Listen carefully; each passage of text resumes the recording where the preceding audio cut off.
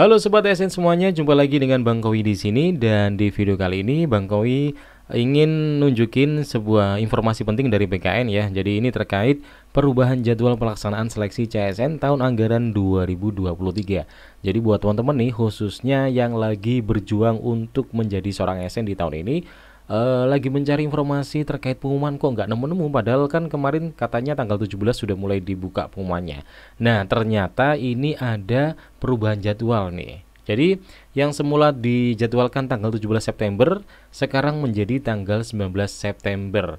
Hal ini dikarenakan masih ada berlangsungnya proses optimalisasi P3K teknis untuk tahun anggaran 2022. Jadi ada proses yang belum selesai ya. Jadi akhirnya Panselnas melalui BKN menjadwalkan ulang pembukaan pendaftaran seleksi CSN 2023. Nah, di sini juga BKN menambahkan ya. Jadi dari kemarin penasaran. Jadi buat kalian yang dari kemarin penasaran kok belum bisa bikin akun. Nah, ini dikarenakan proses pengisian optimalisasi P3K teknis 2022. Jadi sebelumnya masih berlangsung di sejumlah instansi dan verbal detail kebutuhan jabatan yang akan dibuka oleh masing-masing instansi untuk seleksi CASN 2023. Jadi masih ada proses optimalisasi dan pengisian ya teman-teman. Makanya teman-teman masih belum bisa bikin akun. Nah, tetapi ini juga dari BKN menambahkan, jadi ada sebagian instansi yang sudah mengumumkan ketersediaan formasi seleksi CSN 2023. Jadi buat teman-teman yang ingin melihat kira-kira instansi yang dituju itu butuhnya formasi apa aja sih di tahun ini, teman-teman bisa langsung aja menuju ke halaman atau portal websitenya instansi yang dituju. Jadi di situ tuh dicari aja ya. Jadi di situ kalau sudah ada link untuk informasi-informasi yang dibuka, berarti teman-teman bisa langsung cek aja. Tapi kalau belum ada, ya mungkin instansinya masih menyesuaikan dengan jadwal dari BKN yaitu tanggal 19 September. Oke, jadi mumpung belum dimulai nih pendaftarannya, kita bisa nih persiapan untuk lebih mantap lagi menyiapkan untuk menyambut tahap seleksi CSN ya, khususnya untuk CPNS.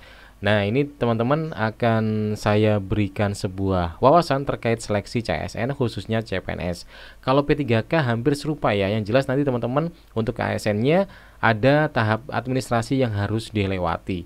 Kemudian setelah administrasi sudah beres, barulah teman-teman akan masuk di tahap seleksi berikutnya. Kalau CPNS, dia ada seleksi SKD, ada juga seleksi kompetensi bidang. Kalau teman-teman P3K mereka langsung menuju ke seleksi bidang atau sesuai dengan profesi atau sesuai dengan teknisnya. Kalau SKD tidak perlu untuk yang P3K. Jadi ini harus teman-teman pahami ya. Artinya prosesnya masih panjang, ada sekitar 2 atau 3 proses menyesuaikan dengan formasi yang diambil apakah CPNS atau P3K. Nah, ini teman-teman juga perlu tahu ya bahwa untuk keputusan Menteri Pendayagunaan Aparatur Negara dan bla bla bla ini sudah keluar kemarin ya. Jadi untuk pembaruan terkait nilai ambang batas dan lain sebagainya. Nah, ini teman-teman nanti bisa download sendiri. Jadi ini sudah terpublish dia. Jadi tinggal dicari aja di internet, nanti ada banyak di sini diterangkan banyak hal terkait untuk kisi-kisi atau materi apa aja yang akan diteskan nanti ya. Dan juga nilai ambang batas dan juga kisi-kisi nanti apa aja. Yang jelas kalau Bang Kowi udah baca ini dia hampir serupa seperti yang tahun kemarin. Nah, jadi langsung aja di sini bisa teman-teman lihat nilai ambang batasnya ya. Jadi untuk CPNS ya. Jadi untuk CPNS ini dia masih serupa seperti tahun kemarin. Jadi untuk TKP nilai ambang batasnya adalah 166 dari 45 soal. Kemudian untuk TIU ini nilai ambang batasnya 80 dari 35 soal. Kemudian untuk TWK 65 dari 30 soal. Untuk nilai maksimal dari masing-masing poin ini untuk TKP adalah 225, untuk TIU 175 dan untuk TWK 150. Nah, untuk akumulasi nilai kalau untuk TIU dan juga TWK, jadi dia untuk soalnya nanti ada 5 opsi dan poinnya adalah benar 5, salah atau tidak menjawab mendapatkan 0. Jadi teman-teman di TIU dan TWK ini nanti jawabannya bersifat absolut ya. Jadi harus belajar lebih tekun, lebih serius agar nanti bisa menjawab dengan benar dan mendapatkan poin 5. Kemudian kalau TKP di sini nanti jawabannya tidak absolut, jadi semua jawaban ada poinnya dari 5 opsi. Jadi yang poin tertinggi nanti mendapatkan 5, poin terendah adalah 1.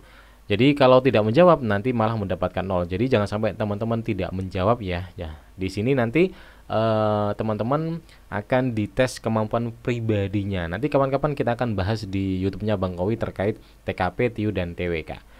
Nah, teman-teman, ini adalah untuk formasi umum CPNS ya. Dan ternyata untuk ambang batas di formasi CPNS yang lainnya itu berbeda. Jadi untuk formasi umum seperti yang tadi sudah Bang Kowi bahas ya, 166 8065. Kalau yang selain umum seperti disabilitas, kemudian mahasiswa berprestasi atau Kamlut dan lain sebagainya, ini ada perbedaan untuk nilai ambang batas. Jadi berbeda dengan yang formasi umum.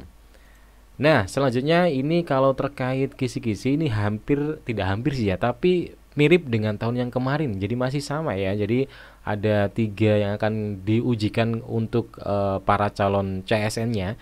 Jadi ada TKP, TWK dan TIU, dan juga untuk breakdown kisi-kisinya juga hampir serupa.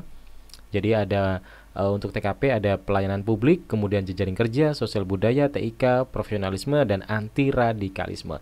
Biasanya kalau TKP ini nanti akan ada soal-soal berupa narasi yang itu disesuaikan dengan kondisi saat ini atau berita-berita terbaru saat ini. Jadi kalau teman-teman sering menonton berita, insya Allah untuk pengerjaan TKP tidak bingung-bingung amat ketika dapat narasi teks berupa peristiwa-peristiwa atau narasi-narasi permasalahan yang akan teman-teman jawab di opsi pilihan ganda nanti. Nah, kalau untuk TWK ini dia masih sama seperti tahun kemarin, ada nasionalisme, integritas, bela negara, pilar negara, dan bahasa negara atau bahasa Indonesia. Kemudian yang TIU ini juga sama, ada kemampuan verbal, ada kemampuan numerik, dan ada kemampuan figural. Kalau yang verbal dia membahas tentang analogi, silogisme, analitis. Kalau yang numerik membahas tentang perhitungan, deret angka, perbandingan kuantitatif, dan soal cerita. Untuk kemampuan figural ada analogi, ketidaksamaan, dan serial. Jadi ini teman-teman perlu pahami dan persiapkan.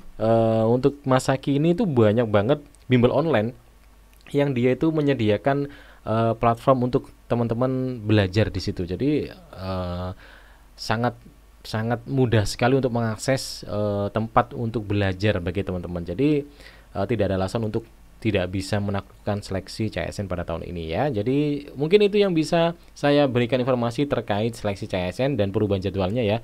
Dan semoga sukses buat kalian yang ingin menjadi seorang ASN di tahun anggaran 2023.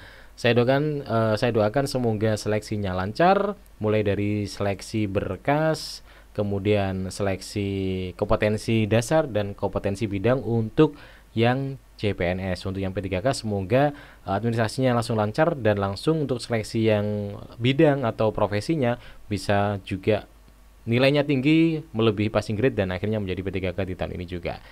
Terima kasih, semoga sukses semuanya dan jumpa lagi di video berikutnya. Kita akan ngebahas untuk soal-soal yang berhubungan dengan SKD, baik itu TKP, TWK maupun TIU.